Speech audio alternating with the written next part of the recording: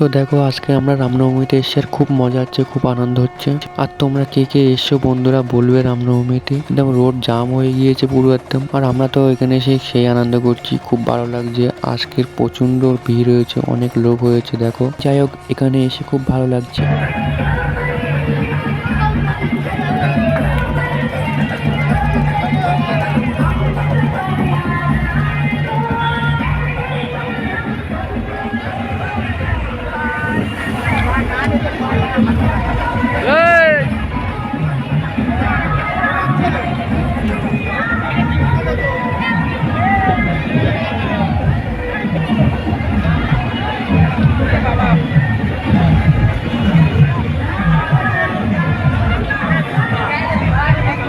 সব মানে বইটা